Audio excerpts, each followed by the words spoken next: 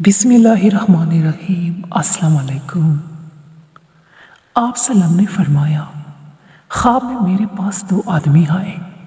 उन्होंने मेरे बाजुओं से मुझे पकड़ा और एक खौफनाक पहाड़ के पास ले आए। कहने लगे, इस पर चढ़िए। मैंने कहा, मुझ में इतनी ताकत नहीं। उन्होंने कहा, हम आपकी मदद करते हैं। मैं ऊपर चढ़ गया और पहाड़ की चोटी पर पहुंच गया। अचानक मैंने शदीद चीखों पुकार सुनी। मैंने कहा, ये कैसी आवाज़ें हैं? उन्होंने कहा, ये जहन्नुमियों की आहो बुका है। फिर वो मुझे लेकर चल पड़े। मेरे सामने कुछ लोग आए जो उल्टे लटके हुए थे। इनकी बाजें चिरी हुई थी। इनकी बाजों से खून बह रहा था। मैंने पूछा, ये कौन लोग हैं?